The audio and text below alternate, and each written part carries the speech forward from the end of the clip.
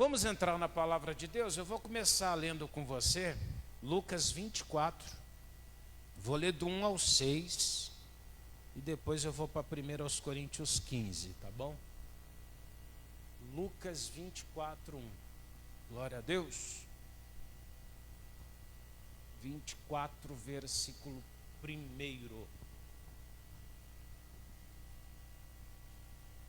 O que é a Páscoa realmente, pastor? O que seria a Páscoa? Algumas pessoas, quando pensam em Páscoa, ela realmente pensa em ovo de Páscoa. Não é verdade? Ela já cria uma alusão. Você perguntar para uma criança sem uma base bíblica, ela vai falar isso para você. Ela já imagina Páscoa. Você sabe que no mundo está em época de Páscoa, quando você vai no mercado já está espalhado um monte de ovo de chocolate ali, não é assim? Você já fica, já está chegando. Eu mesmo, quando eu vou no mercado que eu vejo, eu já percebo, está chegando a Páscoa. Não é? Porque é cheio, eles enchem daqueles chocolates. E a gente tem uma tendência a assimilar, fazer alusão. E esse é um erro nosso. O que aconteceu nesse dia aqui? Para nós o Cristo, né? Mas a Páscoa ela já vem lá desde o Egito, né? A instituição da Páscoa, onde Deus realmente tirou o povo lá da prisão do Egito e levou eles para a casa deles, a qual era ali a terra que Deus tinha prometido para eles, que manava leite e mel. Amém? Então o significado começa já lá atrás. E Jesus, ele foi para nós o nosso cordeiro, que ao invés de matar um cordeiro, o próprio Cristo se oferece por nós lá no Calvário. E quando Cristo morreu lá numa sexta-feira, foi crucificado no sábado, e a Bíblia diz que na madrugada eles foram ao sepulcro, e diz assim, e no primeiro dia da semana, muito de madrugada, foram elas aonde? Ao sepulcro, levando as especiarias que tinham preparado. 2. E acharam a pedra do sepulcro, o quê? Removida, tiraram a pedra, né? E entrando, não acharam o corpo do Senhor Jesus. 4. E aconteceu que, estando elas perplexas a esse respeito, eis que pararam junto delas 2 varões com vestes resplandecentes, que nós deduzimos os anjos, né? E estando ela muito atemorizadas e abaixando o rosto para o chão, eles lhe disseram: por que buscais o vivente entre os mortos? 6. Não está aqui, mas ressuscitou. Lembrai-vos como vos, estando ainda na Galileia. Então o que aconteceu, igreja? Ao amanhecer, as mulheres foram lá com um monte de especiarias para poder realmente colocar em Cristo, para fazer ali as honrarias a Cristo. E quando elas chegam, o sepulcro, dependendo da passagem que você lê, você vai ver que tinha dobrado ali o lençol, não é? O lenço estava dobrado, já com a luz do dia ali chegando, raiando o sol, a pedra removida. E o anjo diz para elas que elas não deveriam buscar mais Jesus entre os mortos, mas buscar aonde? Entre os vivos, porque ele havia ressuscitado. E aí ele fala: lembrai-vos de como vos, estando ainda na Galileia. E o que Jesus havia falado? Que ele morreria, iria ao Calvário, ao terceiro dia ressuscitaria. Quando elas vão, então elas imaginavam que achariam naquele lugar o corpo de Cristo, não é verdade? Elas imaginavam que ia encontrar um cadáver, mas na verdade, aqui como diz o anjo, ela encontrou uma promessa de Deus, uma promessa já cumprida. Que promessa foi essa? Está lá no 7, na sequência. Dizendo: convém que o Filho do Homem seja entregue na mão dos homens pecadores e seja o quê? Crucificado, e ao terceiro dia ressuscite. Elas encontraram isso, encontraram a promessa da ressurreição já cumprida. Essa promessa da ressurreição traz uma lembrança de uma historinha que eu ouvi já há bastante tempo. Diz nessa história que tinha uma criança que ela tinha visto o mar uma única vez, e ela viu aqueles barquinhos lá com as velas ali, e ela ficou toda encantada. Esse menino ficou todo encantado com aquilo ali, só que era uma família pobre, não tinha condições realmente. E o que ele faz? Ele começa a criar o próprio barquinho dele. E aí ele pega esse barquinho, né, ou melhor, ele pega as madeirinhas ali, vai, esculpe, cria, faz o casco, dá um polimento como tem que ser, pinta, faz as velas com todo cuidado. E ele cria realmente um barquinho bem bonito. E um dia ele tem a oportunidade de ir no rio, e ele leva esse barquinho ao rio. Só que naquele rio acontece o que, irmãos? Tem uma tromba d'água, algo assim, e esse barquinho dele, do nada, vai e se perde. Não era tão pequeno, era um barquinho, mas aquele barquinho era uma criação própria dele. Hoje em dia não tem mais isso, mas quando a gente era criança, acho que a maioria nega que era assim, né? Eles falam, não sou desse tempo. Mas os brinquedos eram criados por nós mesmos, não era verdade? A gente fazia as latinhas, né, de óleo, tinha que as latinhas de óleo, furava, passava um arame e ficava igual um bobo, arrastando aquilo com a cordinha ou com um arame. Não era? Eram os brinquedos que a gente tinha, não era? O carrinho de rolemã, meu Deus do céu. A gente voltava todo esfolado para casa, criávamos o próprio carrinho. E a disputa, a honra, na verdade, era quem fazia o melhor carrinho. O que ia no carrinho? Uma pedaço de tábua que arrancava de algum lugar. As casas tinham muito tábua podre que cortava, a gente catava os pedaços, não era assim? Montava lá o carrinho. A segurança dele era tremenda, né, irmão? Tinha um prego, né? Segurando uma madeira, subia 3 e descia sem freio nenhum aquilo lá, não é? Hoje em dia, não sei como é que, sei lá, graças a Deus nunca vi ninguém morrendo com aquilo ali, mas era nós que fazíamos. E esse menino, ele fez igual, da mesma forma. E o que aconteceu com o barquinho dele? Se perdeu. Depois de alguns dias, um mês depois, ele passando numa das lojas do centro, essas lojas de coisas usadas, de produtos ali, antiguidades, ele passa e vê lá no canto da vitrine o barquinho que ele tinha feito. Aí ele entra dentro daquela loja e fala com o cidadão, olha, esse barquinho é meu, foi eu que fiz esse barco. O moço da loja vira e fala, espera um pouquinho, se você quiser esse barco, você vai ter que pagar por ele o preço dele. Eu comprei de um catador, não é? Comprei ele, ele está aí. E o moleque simplesmente, sem discutir preço nem nada, pega, sai, vai lá, quebra o cofrinho dele, pega todo o dinheirinho que ele tinha, vende os outros brinquedos que ele tinha, faz algumas tarefas lá adicionais para poder juntar um valor a qual o rapaz queria, e volta essa loja. E voltando àquela loja, ele vai lá e paga o preço por aquele aviãozinho que ele mesmo tinha construído, sem questionar o valor dele. E quando ele sai todo feliz, dizendo que o barco era dele já pela segunda vez. Por que pela segunda vez?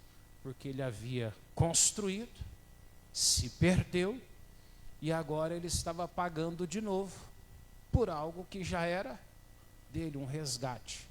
Pastor, o que tem a ver isso com a Páscoa? Foi o que Cristo fez por nós. Foi ou não foi? Somos uma criação, uma feitura de Deus, que o pecado de Adão e Eva, de alguma forma, levou-nos para longe de Deus. E Deus fez o quê? Pegou o melhor dele, Cristo veio, não é? Pagou um preço lá na sexta-feira, qual é a crucificação, sem questionar os valores que seriam pagos. E aí no domingo, o terceiro dia, Jesus ele ressuscita, ou seja, ele vem e tira você daquela vitrine da morte, amém? E te devolve você à sua casa, a pertencer ao teu Pai que é Deus. Ou seja, é uma história que representa bem o sacrifício de Deus por nós. Claro que não foi quebrado um cofrinho, não foi vendido um brinquedinho, foi a vida do próprio Senhor Jesus em nosso lugar. Ou seja, tudo o que Jesus fez foi, ele te resgatou da morte e te devolveu ali a promessa da vida. Isso traz três coisas para nós. Vamos lá em 1ª carta aos Coríntios 15. 1ª carta aos Coríntios 15. Vou ler a partir do 14, tá bom? Palavras de Paulo. 15, 14.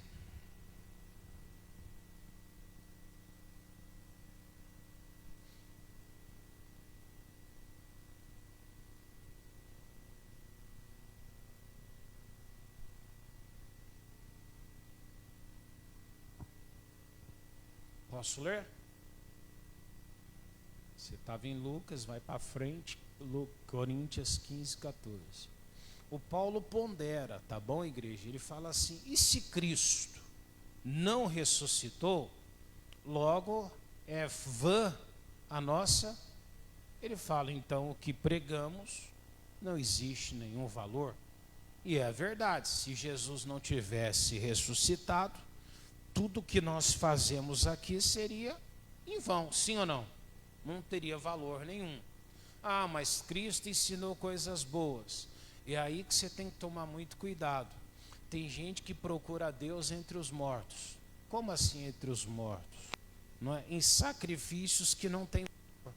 Por exemplo, esse povo que tem a história da segunda vida, vida pós-morte, de maneira que eles dizem lá que a pessoa reencarnou, segunda, terceira. Isso é tudo ilusão. Não existe isso. Amém? Não tem ninguém que voltou. Ah, mas criam-se essa história. Você vai encontrar todo tipo de história, de religião, de propósito. E sempre os homens vão criar alguma coisa, mas são coisas mortas, criadas por mortos. Amém? E o Paulo fala isso. Ó, logo é vã a nossa pregação e também é vã a nossa fé. 15. Assim somos também considerados como que? Falsas testemunhas de Deus, pois testificamos de Deus que ressuscitou a Cristo, a qual, porém, não ressuscitou, se na verdade os mortos não ressuscitam. Ele está dizendo ali, ponderando, lembrando isso. Então ele está dizendo, se Cristo não ressuscitou, porque mortos não ressuscitam. Aí ele diz no 16, porque se os mortos não ressuscitam, também Cristo não ressuscitou. 17, e se Cristo não ressuscitou, é vã a vós, e ainda permaneceis nos vossos pecados. Ou seja, como algumas religiões, pessoas que não conhecem a Deus, eles afirmam que não, que Cristo foi um profeta. Se ele foi um profeta, então Cristo não teria ressuscitado.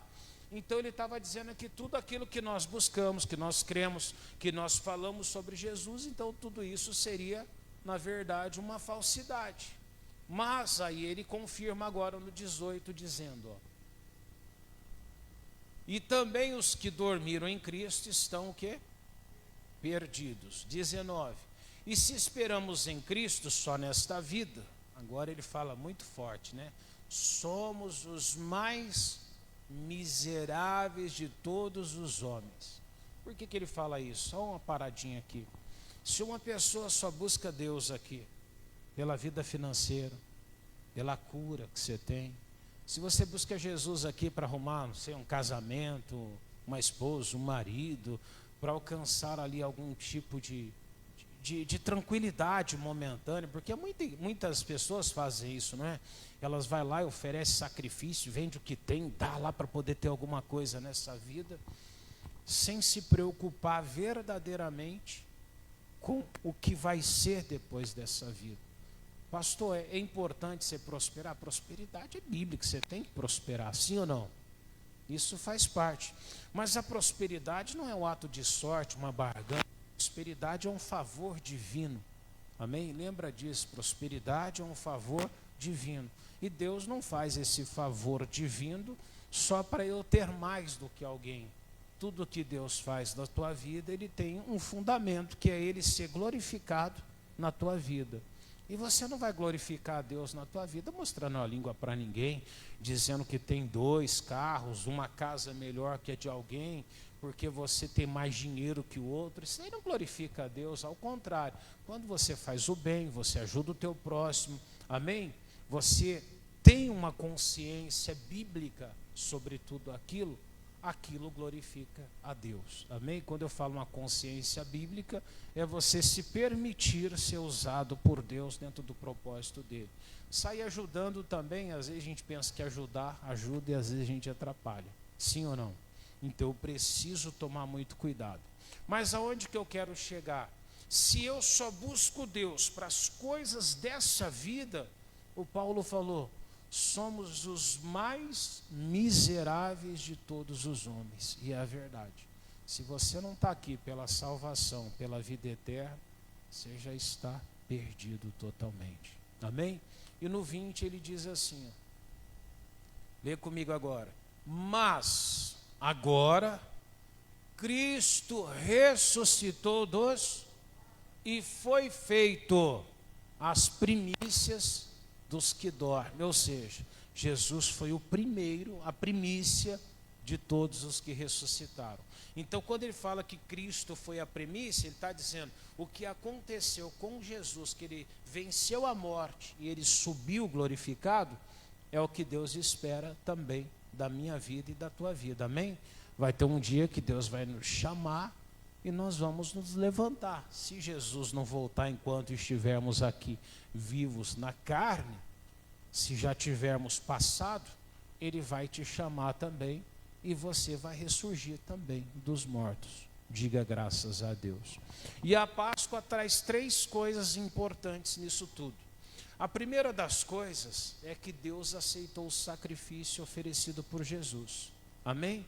Tanto que Jesus, ele ressuscitou. Amém? Como assim ele aceitou o sacrifício de Jesus? Se Jesus ressuscitou, é sinal que Deus validou o que Jesus fez por nós no Calvário. Amém? Então, se ele ressuscitou, a vida de Jesus hoje passou também a ser a tua vida. Amém? O sacrifício que era oferecido no passado, por exemplo, na Páscoa, alguém ia lá, oferecia um cordeiro, alguma coisa, se o sacrifício fosse aceito, amém? Seria confirmado aquilo que você buscava. O que Jesus buscava era ressuscitar para nos dar vida, amém? Isso confirma que o Pai, ele aceitou o sacrifício de Jesus. Então a salvação é uma realidade. Você pode entrar no reino dos céus hoje, amém? Graças a esse sacrifício que o Paulo falou de Cristo. Amém? A segunda coisa que ele nos traz é a vitória sobre o medo. Qual que era o maior medo de todo mundo? Para onde você vai depois? É verdade ou não é? Você já pensou? Vamos falar que a vida nesse mundo aqui é a maravilha? Não é. Vocês acham que é? O que vocês acham? Vocês só têm alegria nesse mundo? Eu até falava outro dia com alguém, a gente só sabe que tem alegria porque a gente tem um monte de adversidades. É verdade ou não é? Você sabe que você está feliz, que você tem um monte de períodos onde você tem ali momentos complicados. É verdade ou não é? Ali que se manifesta a alegria. Como assim, pastor? Você pega, por exemplo, uma pessoa enfrentou uma doença. Quando você fica curado, remido dessa doença, você sente uma alegria. Amém? Mas você só sabe que você está alegre por quê? Você estava debilitado. Sim ou não? Você só sabe que você está bem porque aquela dor passou. É verdade ou não é? Você não vê ninguém se lembrar que está bem e ficar feliz porque está bem. Raramente você vê alguém fazer isso. Eu falava aqui dentro mesmo outro dia. Quais são as coisas mais valiosas da vida? Eu acredito que, por exemplo, tomar um banho. Ninguém dá valor a tomar um banho. É verdade, né? Tem gente que no inverno ainda dá aquela driblada na situação. Mas não é verdade? Você já teve que tomar um banho meio debilitado? Alguém já teve que fazer isso? como eu falo assim, debilitado, já teve que ser limpo para poder só dormir? Já aconteceu contigo? Quem já fez cirurgias graves? Faz falta um banho, não faz? Sim ou não? Você entrar, poder tomar o teu banho, a mulherada gosta de lavar o cabelo, aqueles banhos quase 1 hora, né, irmão? Lava o cabelo, tira o shampoo, passa condicionador. Você imagina o dia que você não pudesse fazer isso? Chega alguém, joga uma aguinha no teu cabelo, vê aquele negócio tudo, você fala, meu Deus do céu, o que você mais queria na tua vida? Tomar um banho de verdade. Só que você não dá valor no banho de verdade hoje. Você não fala nada, tomar um banho? Todo mundo toma banho, pastor? Tá bom. Se um dia você não puder, você vai descobrir o valor de tomar um banho à vontade. As coisas fisiológicas da vida, ninguém dá valor. Mas chega para alguém que tem um problema intestinal e pergunta para ela como é que é a vida dela. É terrível. Ninguém dá valor. É verdade ou não é? Então, coisas simples como dormir. Ninguém dá valor ao sono. Tem gente que passa metade da noite sentado na frente de uma televisão, não é verdade? Assistindo, o olho está pesando de sono, ela está até brava com o sono. Isso até criancinha faz isso. Tem criança que, em vez de dormir, ele fica brigando com o sono para não dormir. Ninguém dá valor. Isso desde que nasce. Mas pergunta para alguém que não dorme já há muito tempo, que nem remédio faz dormir. Pergunte o valor de uma noite de sono para ela. Você tem as coisas mais valiosas da vida e às vezes não sabe. Amém? Mas o maior medo nosso é o quê? Como é que vai ser? Será que, para onde que eu vou? Será que eu vou entrar no reino dos céus? E o sacrifício de Jesus, ele garantiu isso também para você. Amém? Como Cristo ressuscitou, também a Bíblia garante também que você também venceu a morte. Amém? E a Bíblia diz que essa vitória de Jesus também pertence a nós. E a outra coisa é a nova vida. Como eu falei, você vai ressuscitar com Cristo, você vai para casa onde Jesus está preparando morada para você. Diga graças a Deus. Volta lá em Lucas mais uma vez, capítulo 24, versículo 5. Lucas 24, 5.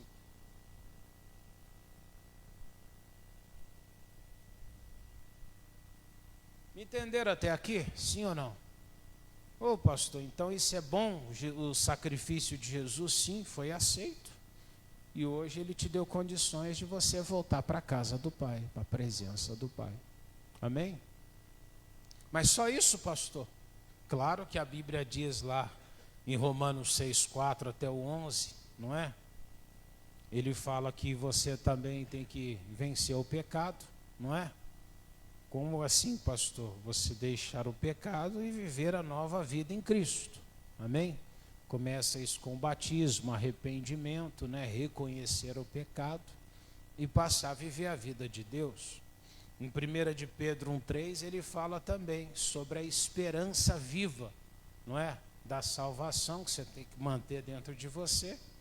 E a transformação também do luto para a alegria, que está lá em João do 20 ao 18. Essas três coisas são fundamentais dentro de nós. Mas no 24:5 ele fala assim, ó, estando elas muito atemorizadas, e abaixando o rosto para o chão, eles lhes disseram, por que buscais o vivente entre? Ou seja, Jesus não estava entre os mortos, mas está entre os que vivem. E assim se precisa de crer também. Amém? Busque Jesus, amém? Hoje no teu coração, Jesus está vivo, está dentro de nós que aceitamos a Ele. Diga graças a Deus, amém?